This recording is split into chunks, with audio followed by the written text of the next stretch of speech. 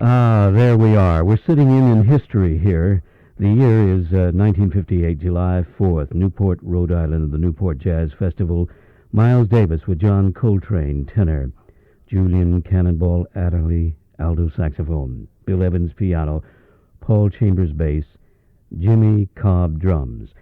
Jimmy Cobb, percussionist and accompanist and music director, is currently working out at the Artist Quarter at 26th and Nicollet in Minneapolis, and it's intermission there now. And Jimmy Cobb, through the years, welcome in. It's nice to have you in this part of the world. Thank you, Leigh. It's very seldom I come here, but whenever I do, I have a good time.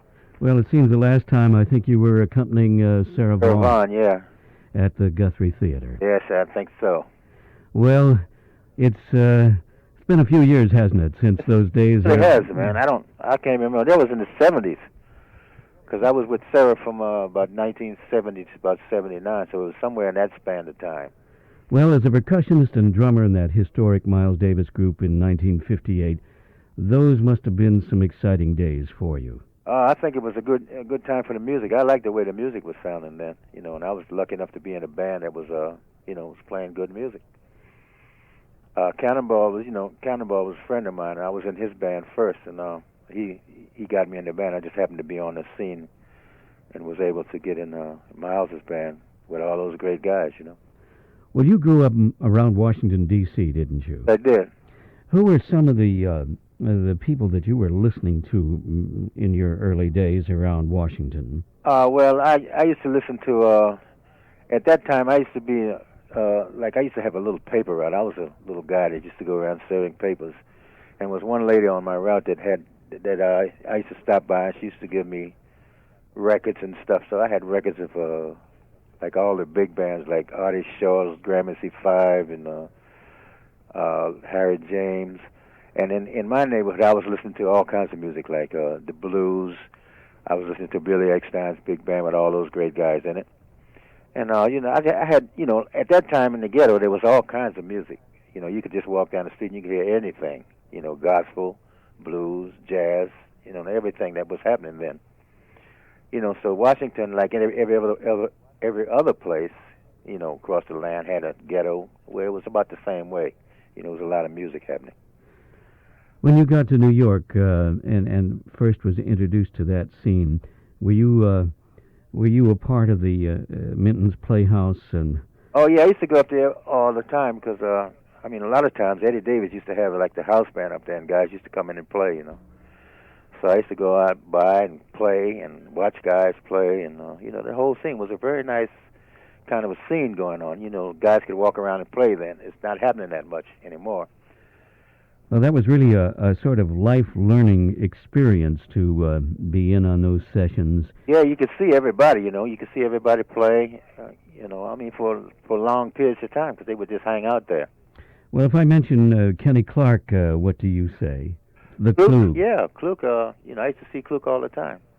And, in fact, we had Klug once when he was with the Modern Jazz Quartet, and he got out of that, and then he went to Europe or France or something and stayed a little while. And then he came back, and he was in Pittsburgh, and he was stuck in Pittsburgh. He didn't really want to be there. So I came through there with I think was probably Dinah Washington or something. And the companion band was like Cootie Williams or something. And at the time, Cootie Williams needed a drummer. So I said, well, Kenny Clark lives here. Why don't you get Kenny Clark? So he got Kenny, and I think Kenny worked about 2 weeks, long enough to get him from Pittsburgh to New York City. So, Klug I used to see a lot, and we became pretty good friends. As far as influences, as you began to mature and develop your style, is there anyone in particular that impressed you in the percussion world that, steered you in a certain direction?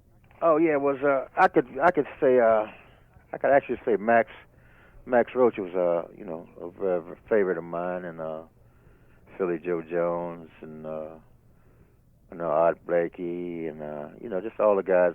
Shadow Wilson at the time was playing, and a little bit before me was guys like I used to peep in the window at at Roy Haynes when he was working with Prez. I was too young to go into clubs.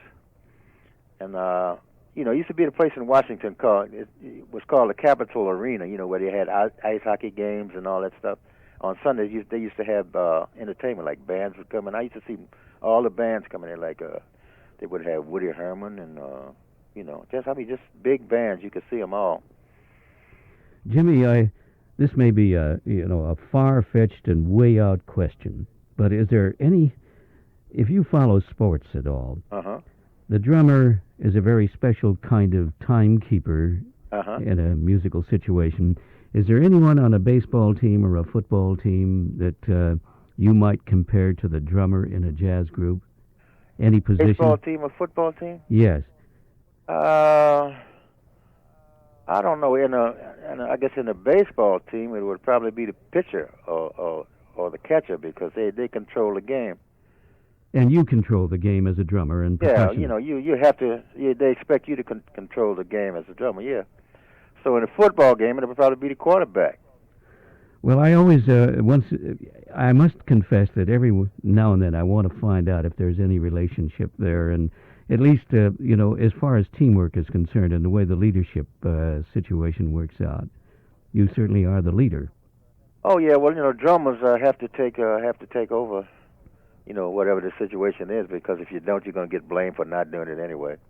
Well, you've had the unusual experience of being a very important music director in both Dinah Washington's career and Sarah Vaughan's career, and as a percussionist, that I think is an unusual role, or am I wrong? Oh well, no, I wasn't really the musical director in either one of those situations. What was happening, I was just somebody was trying to accompany the singer. Like the music. I'm not a composer or anything like that. So I didn't write. The only thing I could do is sit there and try to make them, try to keep them sounding good if I could, and stay out of their way, and but keep it firm.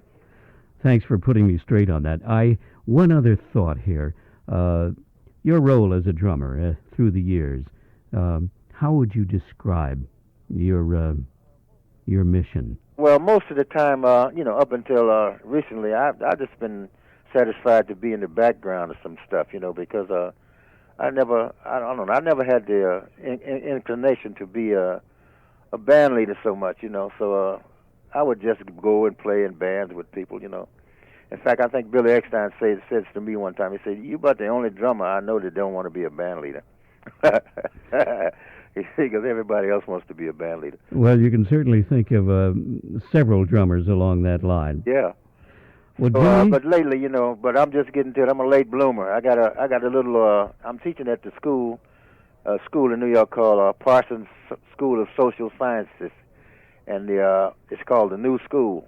Oh yes, that's a growing new institution, isn't it? Yeah. So I like teach one day a week there, and I teach a rhythm class. I have some guys. I don't not only have drummers. I have like guitar players, piano players, horn players, and bass players, like that. So we just go and play tunes and I critique the way they play and the way I think it should be, and like that. So out of that, I've gotten about 5 guys, and I decided I'm going to be a band leader in this late date. So I've been rehearsing with these guys for like maybe about a month or so now. Then we're going to try to do little jobs around New York City and just see what becomes of it. So, because there's so many, bands around that the drummers or the leaders or something. No, I'll try and see what goes on. Wish you a lot of luck and a happy holiday. Same to you, Leigh. Good health, and you're back on stand in just a moment or two at the Artist Quarter, and then you'll be there Sunday night. Yeah. And just good luck in building that band. Hey, thank you very much, and it's very good to see you again, man.